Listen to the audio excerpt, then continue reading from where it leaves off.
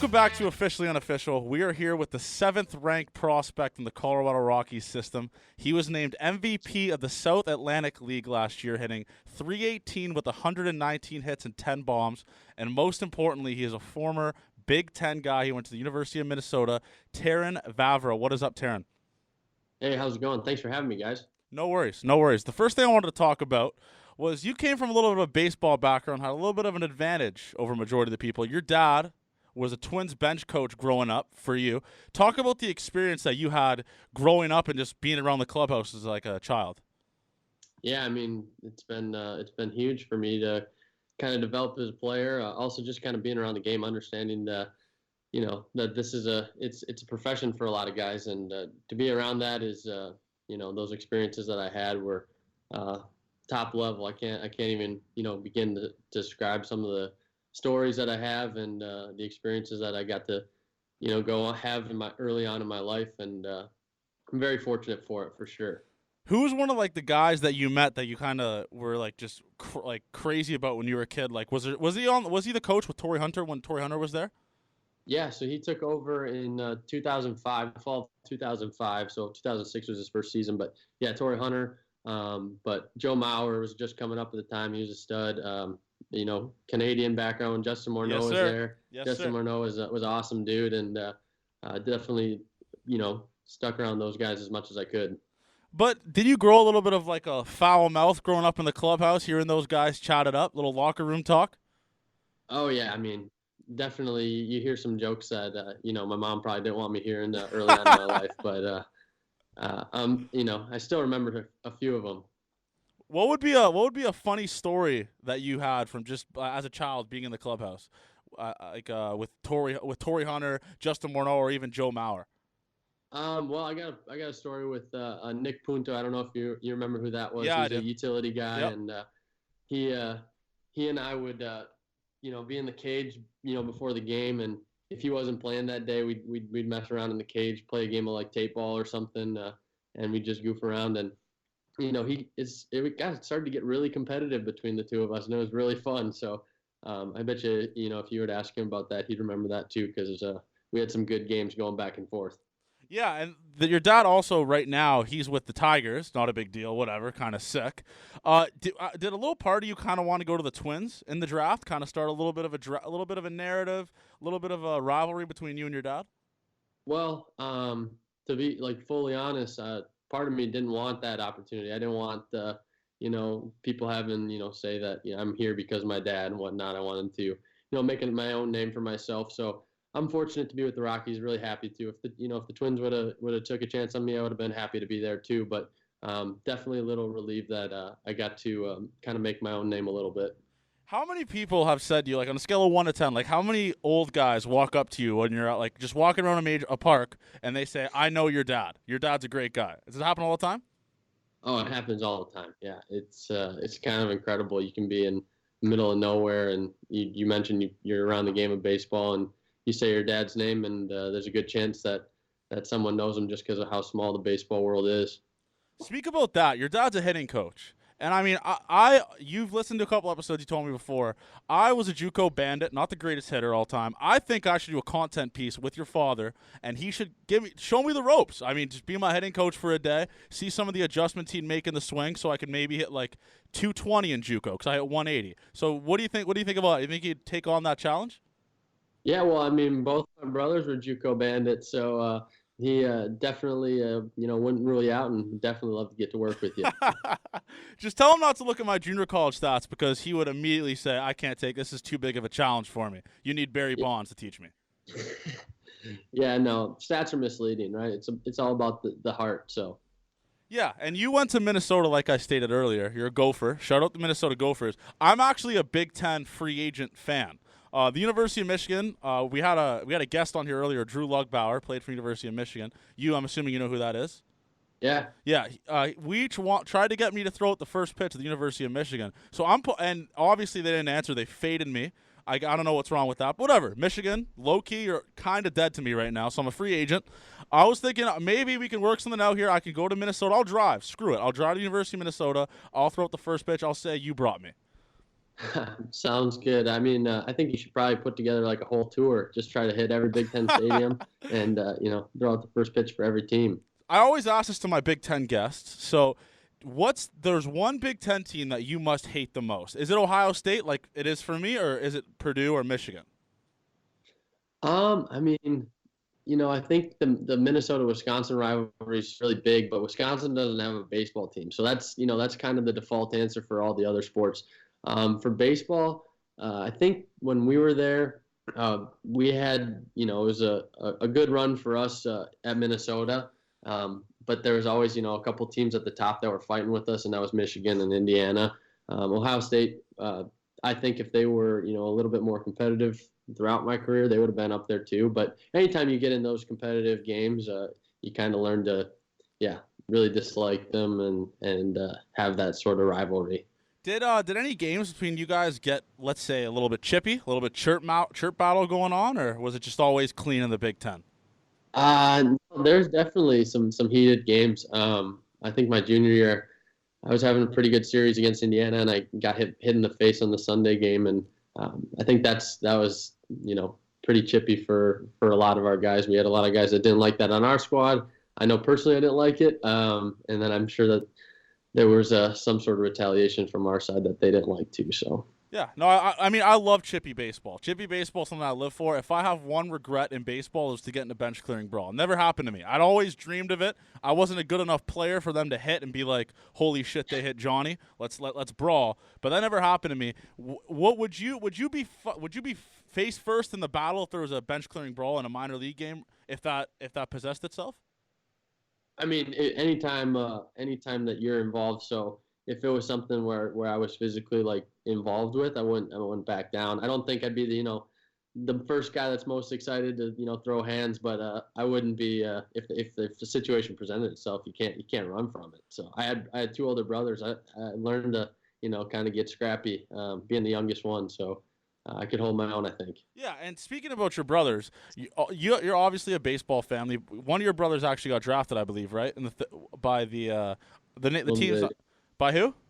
both of them got Both of drafted them by got the drafted Twins by the later on. Twins. Yeah. So, is there a little bit of like, do you kind of have a little chip on your shoulder to try to prove them wrong and say, "Listen here, boys. I mean, I'm the big brother now. I'm with the Um, Rockies." Yeah, yeah. I mean, I've always kind of had that chip on my shoulder just because they're quite a bit older than me. So I think they're 6 and 8 years older than me. So I was never intimidated by them growing up and tried to compete with them when I was noticeably younger. And but it's kind of I know that they're supporting me through it all, and it's never sort of really a rivalry with them. It's kind of just more so learning from their experiences and trying to make myself better because of them. So. Yeah, and you said you're from Wisconsin. Were you a hockey guy growing up? Were you a guy that laced the skates on and kind of get on the ice? Oh yeah, I played all the way up to senior in high school, and if baseball didn't have, if I wasn't given an opportunity in baseball to play after high school, probably would have played hockey. So. Did you have like college offers or like schools looking at you? Were you that nasty on the ice? I think I could have played D3 hockey somewhere in the States, but I think what I would have done is went the junior route. I was pretty small throughout my first couple of years of high school, and then kind of grew later on, and that's kind of when I took off in hockey too. So. Yeah, and going back to Minnesota, let's pretend you're University of Minnesota toured guide. All right, what are the hot spots to, let's say, go out on like a Friday, Saturday night, like the bars that are going to be buzzing on Friday, Saturdays? I mean, for us, it was a little different because the Minnesota campus is kind of spread out. We're over kind of more towards Dinkytown, it's called, and there's a spot there called Blarney. That was kind of our saving grace while I was there. But anytime you're spread out on campus, there's a different spot to go. I think in Stadium Village, there's Sally's. That one's probably been heard of a little bit more, but Gopher baseball definitely revolved around Blarney for sure. Do you have like a funny story, like playing at the University of Minnesota, or even just being a student, where it's like just something where you kind of step back, you're like, this is so college right now. Like what I'm doing right now is so college. I mean, really, our whole like travel schedule, being a northern school, it was crazy. We traveled the first 7 weeks of the year. I think we weren't alone as far as the northern schools go, but anytime you get on the road, every Thursday and get back every Monday, you just kind of feel like that, you're in a college grind. You're doing online classes and just trying to survive the classes, but also take care of business on the baseball field. How fun, like, cause I'm an off-field guy. I like to chat it up. I'm a gel guy. Like, I like to be funny in the locker room. How fun is University of Minnesota a party school? Would you classify it as a party school?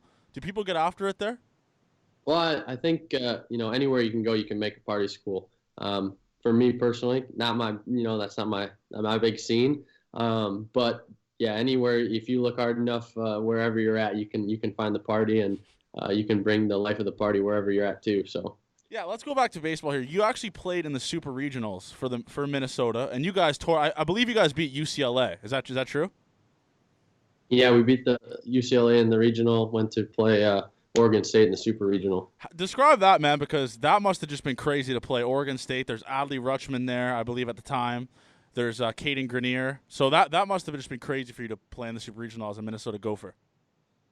Yeah, it was nuts. I mean, their team was loaded. They had, I think probably 5 guys that could have won in the first round, in their respective drafts. And anytime you play a team of that caliber, you kind of have to be perfect. And there's a reason they won the College World Series that year, and it was fun to be able to play them. Obviously, I wish we would have, surprised some people a little bit more, but it was just one of those things you had to be grateful for the opportunity to even be there. So. Yeah, and going to and playing for Minnesota, you obviously got drafted after your playing career in Minnesota. So the Colorado Rockies, which is just so convenient because they have the park where the ball flies crazy. I'd be launching baseballs there in BP. When you got drafted by Colorado, was that something that kind of circulated your head, like, hey, I might have a few more bombs in the arsenal here?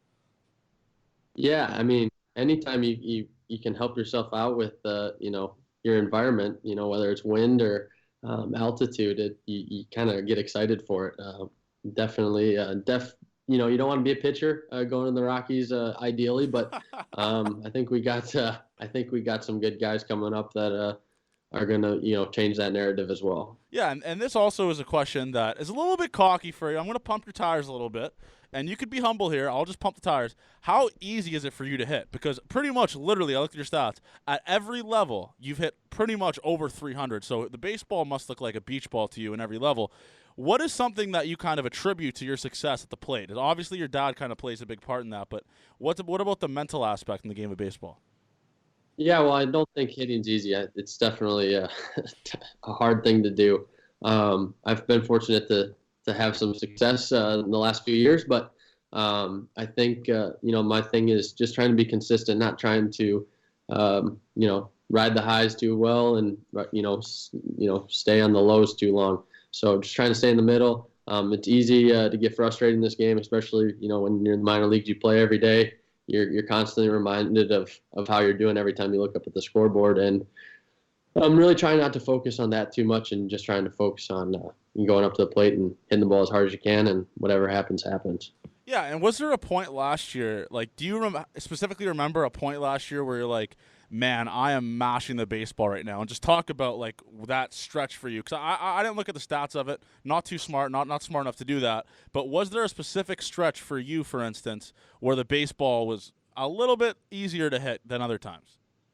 There's a stretch at home where it's just, you feel in a groove, and you feel like anything they throw, if it's over the plate, you can get to. And when you start, feeling, confident going up there every time, it makes it a lot easier. And honestly, I feel like you get more pitches to hit because you don't rule anything out. You're not so, focused in on, getting a certain pitch. You just kind of go up there and do your thing. And I think anytime you can feel like that for a long period of time, you're going to be good. Yeah, and getting the MVP last year in the SAL, we're going to call it because that's the short form for it. I just want to be the first to congratulate you on that because I feel like you haven't got the recognition that you deserve for winning that award. So from me to you, congratulations on winning that MVP award. Not a big deal, whatever. What do you get in the minor leagues for winning that? Like, do you get like extra protein bars or maybe like a little bit more sheets on your bed in the hotel? What do you get for being the MVP in the minor leagues?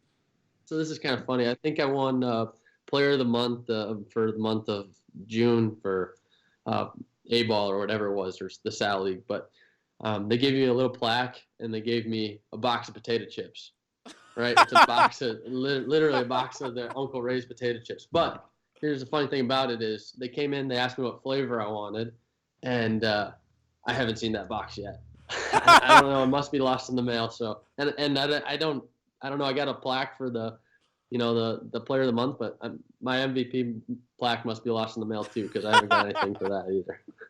Well, I mean, it's just you hate to see it. I guess the player of the month is just a bigger honor than MVP of the whole league for them. So you're telling me that they had potato chips on deck for you, asked what flavor you wanted, and they never sent you them. They're still MIA.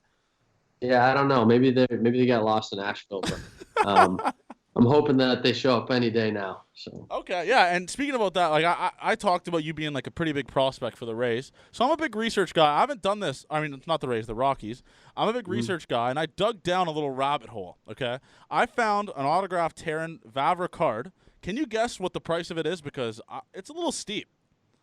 yeah, I can't even guess. Probably, I think anytime you pay for one of my signatures, it shouldn't be more than $15, $10-15. But I feel like it's going to be a little bit higher than that. So. Well, it is a little bit higher than that. I found literally like autograph cards anywhere from like $203, which is the low ball, to $1,567. Like there is a card of you autographed. It says platinum, $1,500. So describe that. I mean, that must be just bananas that your card's worth that. Yeah, I mean, I think that it's probably more, maybe it's like a rare card that Topps or Bowman or whatever it is prints out, and it's like one of the first editions or something, more so than who it actually is. But it's pretty cool that knowing that someone is that interested in just a card with my face on it and maybe a signature on there. So it's I'm more than happy signing autographs. Don't feel like you need to go on eBay and pay $1,000 for a card. I mean, if you ever see me, rather than just wasting your money, you can ask me for an autograph. I'm more than happy to do that. Yeah, and being in the minors last year, you guys actually have a pretty the travel for the Sal League is pretty bad. I heard, right? Yeah, we were in a good spot in Nashville, but there's a couple teams that have pretty brutal travel stretches. But yeah, no, that's what I was wondering about, like just the travel. But let's talk about Nashville. I mean, you're in maybe the most electric factory places in all of the United States. How cool is Nashville? Because I've never been there. So we were in Asheville, which is like 4 hours away from Nashville. So little different, but it kind of sounds the same. So easy to confuse.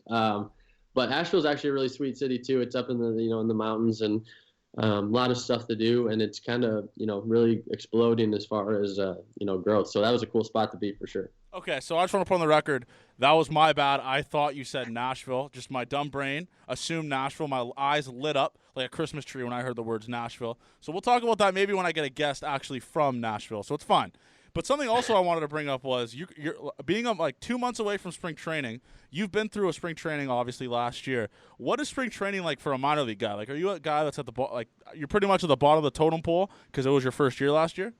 Mm-hmm. Yeah, I mean, anytime you're in minor league camp, you're fighting for a spot with everyone. So no one's job's kind of safe, and that's for the most part true. You got to kind of go in every day with that kind of mentality, but it's a lot of reps for everybody. So they're standing around, and there's some times where you think you're wasting time, but ultimately it's good for everyone because they got to get their opportunities, and looking forward to getting down there. Yeah, I'm looking forward to also. I mean, I might be pulling up the spring training this year. I don't know. Stay tuned, everyone.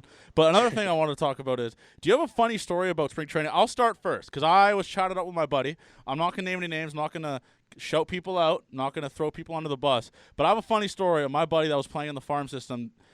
Some of the Dominicans got in trouble. So at 2 a.m., the coach told him to go to the spring training field, and what he did was he dumped all the baseballs around the field, okay? Spread them out everywhere in the pitch black, and he put the bucket at home plate and he said to the guys that got in trouble, I want every single one of you to pick the baseball up from wherever it is in the field after you guys find it and put it back in the bucket. So the Dominican guys are like, I'm not fucking doing this. Fuck this. Apparently one of them was just grabbing baseballs and launching it over the fence into the other field and pretending that he picked it up.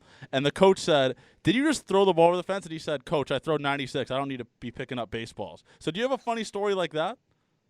No, I don't have anything like that, but I do. I mean, I have one story that was, funny for everyone else that was watching, but I remember we were doing a drill and it was like my, first day we were having teams working together on the field. And it was just like BP and everybody was out in their positions and we were going through situations. So I was up in first hit and run situation. I was the first guy to go. The coach just started throwing BP. And I remember it was first time swinging in front of a lot of these guys. Like the guys that I was with in my rookie ball season had seen me play, but for the most part, no one had really seen me play. And I remember I swung and missed at the first pitch from from BP, and I was just embarrassed. And they made me skip my turn, and I had to jog down to first base, and that just shamed. So So that was kind of a tough one. So you whiffed on the first pitch in BP, and they made you just take the walk of shame down the first baseline.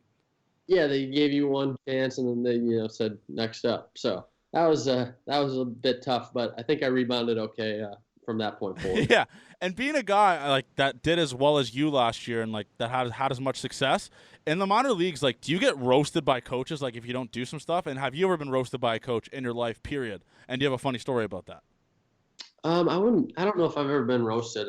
Rockies have a pretty good staff and don't like to blow anyone up like that. But there's definitely guys where you see that are struggling and not really willing to change. Coaches aren't afraid to go and give them their 2 cents, and sometimes it can get a little bit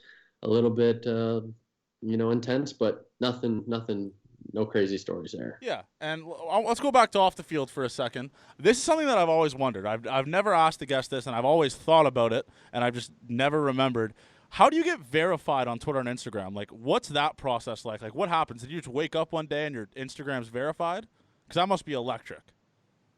Well, yeah, most of it's kind of taken care of by my agent. I think the one day, it was right after I got drafted, he just sent me a text and said, "Hey, I'm getting your Instagram and Twitter verified." Didn't ask for it or anything, but I was not complaining about it. Kind of cool to see the blue check mark. So Yeah, man, it's electric. Honestly, it's like the coolest thing ever. And like if you think about it, like if people look back on this like 30 years, like how hype it is to have a blue check mark beside your name in these time and days, it just sounds so stupid, but it's just so sick when someone has a blue check mark beside their name and they throw you a follow. I don't know, that just could be me.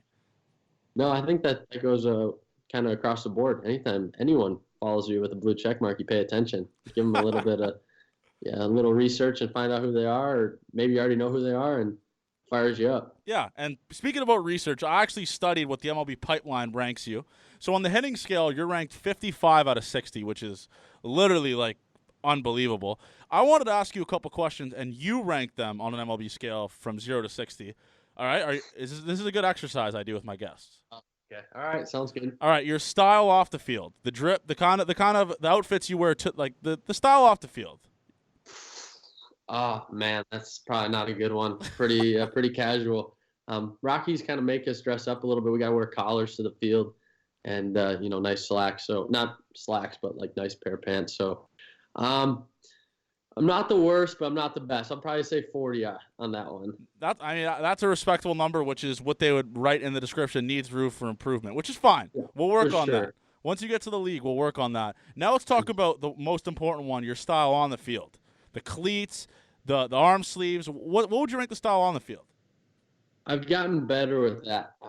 Kind of got ripped on a little bit when I was in my rookie season in Boise, just because it was kind of no swag. The Latins kind of get on you too, like you need flow. So I think probably somewhere in the same category, 40, 45, somewhere in there. I can get better for sure. That's fine. No, I'll be looking out for it next year. I'll be watching the games, looking at the pitchers, and then we'll judge it. We'll go through a little half season, see the update. I'll update it for you actually. The next one is something that is just you automatically kind of get this because you're a lefty. Is the pimp jobs on the home runs. You hit 10 last year, which is just obviously unreal. What would you rank the little trot you have after you hit a bomb? I think I only had one, the kind of pimp job, and that was in spring training. I'm not afraid to kind of watch the ball for a little bit and jog, but it's never. I'm not a bat flip guy, not a stare at the pitcher or anything like that. I had one where I kind of flipped the bat in spring training, and I got a little bit of a hard time for that. That was the farthest ball I've ever hit, so I think I deserved to hit that one or pimp that one a little bit, but No, I got some grief after that for a spring training game, so I told myself I could never do that again. So who was that against? Was that against like you weren't pipping it against the Colorado Rockies pitcher, were you? No. It was in like one of our first couple games in spring training, so it wasn't bad or anything. It was just like a kind of subtle bat flip, and a couple of guys saw it and they just talked to me after, and they're like, "Hey, it was kind of cool, but probably not want to do that in spring training." So Yeah, I mean, it would be more funny if it was against like a Rockies guy. Like you're playing a little inter squad and you launch a ball and pimp it off your own teammate, which would be you yeah, probably get to like fined for that, which is fine, which is cool. I don't know if you would get fined. I think it'd probably be kind of encouraged, get some competitiveness going on. So maybe we'll have to see what happens. Start encouraging that for our hitters. Just if you're a Rockies fan listening to this and you're at spring training and Terrin launches a ball off his own team and pimps it, I want that video sent to me. We're gonna put it on all the platforms I have because that would just be absolutely electric. The next one is something because you're an infielder. You got the sneaky quick hands. What would you rank your hands in the infield? Definitely one of those things. I think I can. You're asking all the things that I think I can. You definitely get some improvement on. So I'd probably say I'm confident in myself. So defensively, need some work. Probably say like 50, Okay. 45, 50, somewhere in there. No, so you're like a 45-40 kind of guy, which is crazy because MLB Pipeline ranks majority of your stuff 50, 55, and you're kind of guy that likes to steal bases. So Mm-hmm. when you're on first base, what's running through your head? Is it every single time it's like I want to steal this base so bad, but I don't know if they're gonna let me?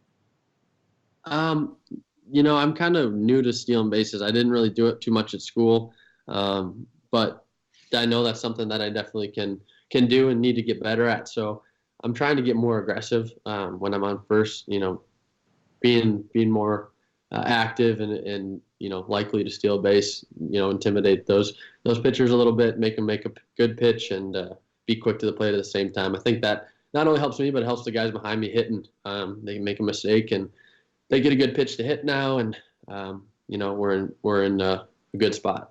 Yeah, and I feel like the biggest thing with that is just you can intimidate the other team and making them think that you're going to steal the base by just wearing that oven mitt at first base. Do you notice that? Just the most random guys wear the oven mitt, and I'm looking at it in the stands. I'm like, this guy steals bases for a living.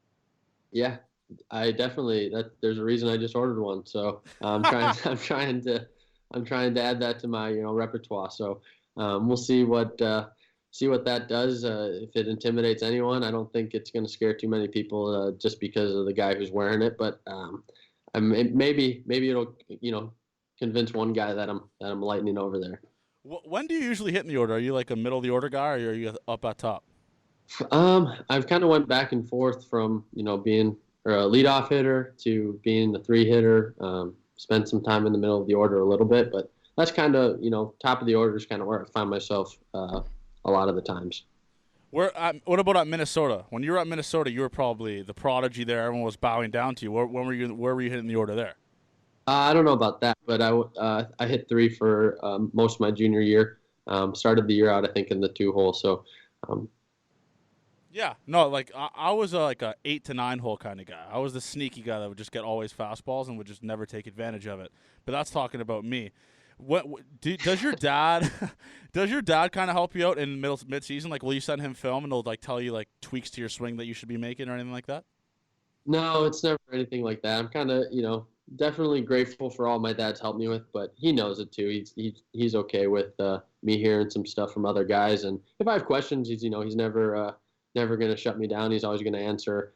But for the most part, he lets me do my own thing, and he keeps asking me how I'm doing, if I have anything for him. But um, yeah, he's part of a large reason why I'm here, and continues to help me. But it's never anything where I send him video and start to get too into it with him. Yeah, was your dad the kind of guy that would mash baseballs when he was like your age, our age? Because actually, we're literally 8 days apart. I forgot to tell you that our birthdays are 8 days apart. Not a big deal. Kind of cool, but we'll talk about Sweet. that later. Was your dad the guy growing up that was just hitting was easy for him that kind of made him want to groom into being a hitter, or was he kind of like a Bill Belichick that he couldn't do it but he could teach it? Well, he says that he was a pretty good hitter, and from the stories I've heard from some of his friends, I don't know how accurate they are, but they say he was a pretty good player. He played for the Dodgers in the Dodgers system, but he was kind of a late bloomer like me, so he went the D3 route and got drafted out of there. And I think there wasn't too much video back at the time, but he's got a couple videos of him hitting balls over some trees, and he likes to show those when his confidence is low. So does he still swing it nowadays? Like, because obviously you guys own a hitting facility you mentioned earlier. Does he sometimes hop in the cage and shows the swing off a little bit? Well, we were just actually, before this call, we were just working out together, and he didn't take any swings today. He claimed he had a back spasm going on, and that's why he couldn't. But he'll definitely hop in and take some swings when he's feeling good. So talk about that facility, actually, because here's a free plug for you. Talk about that facility. Where is it, and what is it about? So it's right outside our hometown in Wisconsin, and it's called Triple Threat Training. It's just me and my brothers.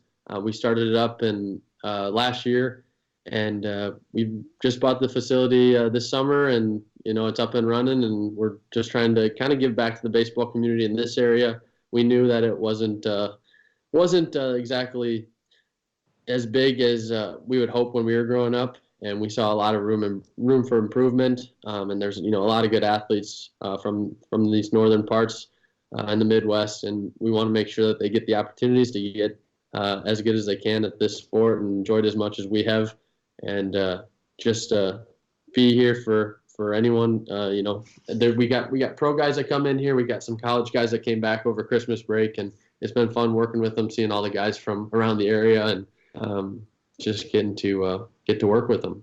Yeah, and speak about that kind of disadvantage that we have. I'll say we, like I'm a pro guy, just being a part of being in like a colder climate and always having to train indoors. Like, do you kind of feel that when you go to spring training compared to the guys that are always training outside in the off season? For sure. I mean, right now it's 10 degrees outside. You're not taking ground balls outside. And no one is. And understanding that you can hit inside as much as you want, but once you get outside and see the ball in the feel the real air and have the whole field in front of you, it's completely different. And we're not as lucky this time of year, but it kind of comes back really quick once you get out there. What was your this is complete, like, this question is going completely off the rails, but what was your walk-up song last year? I totally forgot to ask you that earlier. So in Asheville, you had to burn your own CD to have that as your walk-up song. So I didn't go through that trouble to have a walk-up song. They just played they played the same song for me. I don't know what it was, but in school it was "Look Ahead" by Future. So you're a big Future guy. Okay, so you kind of respect Toronto, little Drake and Future collab. So are you a big Drake guy also? I mean, I like music and I don't discriminate. I like any type of music. I'm one of those guys that you can put on country, you can put on rap, you can put on whatever you want, and I'll listen to it and kind of mess around to it. And I just want to mention this because I'll give you a free plug. By the way, if you're watching this, you can watch it on Officially Unofficial podcast on YouTube. The hat that this guy's wearing, I don't know if it's for the facility, is absolutely electric. And it's just, I love it. I'm dialed in on that hat. Good for you. Is that like the hat for your facility? Yeah, this is Triple Threat Training hat. We got them online. Go ahead and purchase them up. I don't want to get too plug it too much, but if you like the hat, go for it. Yeah, use promo code UNOFFICIAL for 0% off of the purchase for the hat. You might as well just pull up, just buy the hat, rep Terrin. I mean, he's a legend, obviously, as you can see from his numbers last year. Do you also do you ever travel to places that are a little bit warm in the off season because you want to kind of get that ground ball work?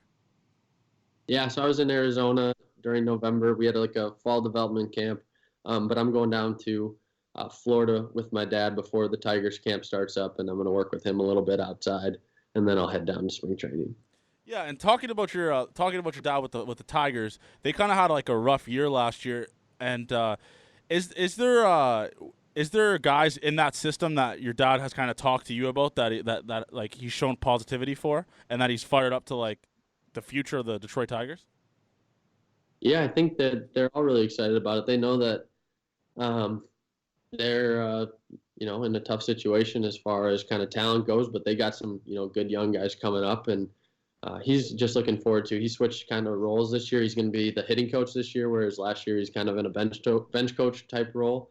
So he's been all over the place trying to work with different guys. I know he went to Arizona last week. He's been in Nashville, Atlanta, trying to develop some relationships with hitters.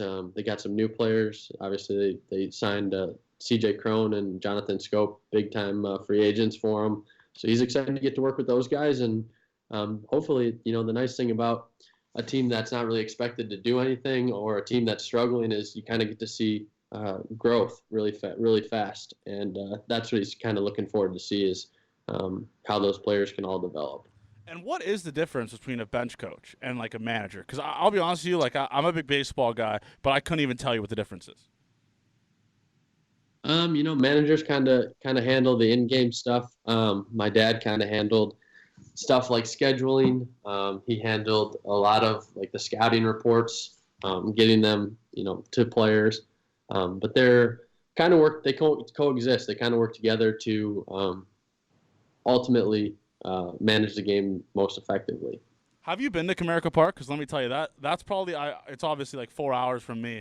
That is one of my favorite parks to visit. It's just electric. It looks nice as hell. It's one of my favorite parks. Have you been there before? So I went there for the first time last year after our season was done, and yeah, it's a cool spot. I think Detroit gets a pretty tough rap, and rightfully so in certain areas, but that whole downtown area, they've worked really hard to kind of renovate, and it's a cool spot. So is a little part of you cheering for the Detroit Tigers, or is it just like I'm a big Rockies guy through and through? No, I mean, anytime you have a family member that's involved, especially at the big league level, you gotta pull for them and support them. Obviously, I want the Rockies to do as well as they can, but I want my dad ultimately to have success as well. Yeah, you were number 27 last year in spring training, because we were talking about spring training earlier. Was that like a little bit of a jab, like saying to Trevor Story, like, I'm coming for that ass? Or was that just they just throw you the jersey with the number 27 on it? Yeah, you show up and they give you a jersey. You have absolutely zero say. I'm just kind of happy I wasn't, like 87 or, 103, whatever number they wanted to give me. But So that's kind of like, I mean, that's a compliment. They're giving you Trevor Story's number, so clearly they're like saying, like, this guy's legit. maybe. I mean, I think I walked past Story one or two times when I was wearing the jersey, and just kind of hope he didn't, evil eye me as I walked by. So I was just trying to hide the number as I was, Yeah, it's walking through throw a the hoodie halls. on. Speaking about Trevor Story, is there guys that you met last year in spring training that you're like that you kind of got to chat it up with a little bit that are on the Rockies, or like Trevor Story, for instance? Yeah. So the nice thing about our facility is we definitely get to coexist with them. Interact with them more than a lot of organizations. There wasn't a ton of interaction because it is still split camps. But I really just enjoy being around the minor league guys that are kind of going through the same stuff as you, and anytime you get to chop it up with them, it's really fun, and there's some good conversations that take place. Yeah, the Rockies facility is actually unreal. I believe it's in Arizona, right? Yeah, it's in Scottsdale. Yeah, you guys share actually your field with another major league team, I believe. Also, or is that the Mariners that do that? No, we do. We share with the Diamondbacks.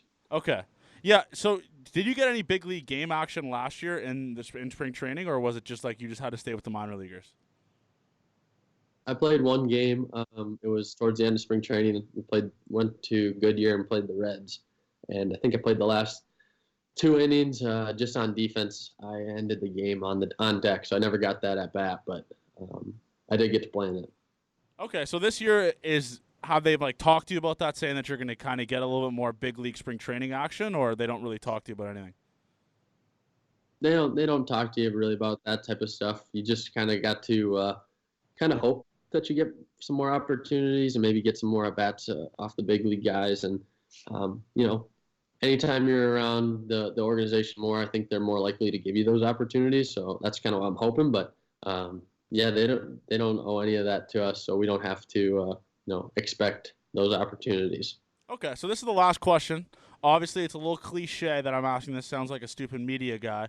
What are the kind of goals or aspirations that you kind of have for next year that you've set, just going into like the next or going into spring training? Yeah, so I think I got kind of hurt at the end of the last year, just in the last couple weeks, and just kind of hoping that stay healthy all the way through. We play 140 games in the minor leagues, and the big league team plays even more. So showing that I can be durable and stay on the field and contribute to whatever level I'm at. That's ultimately my goal. Okay, so yeah, so just kind of staying away from injuries is your goal for next year, and obviously hitting 318 again with 120 hits. Well, I mean that wouldn't suck too. No, that would be the worst. But I'm just gonna take it one at bat at a time, and we'll see where those numbers end up. Yeah, I mean I'm fired up for you next year, man. I'm just basically looking at these numbers. This is going to be bananas.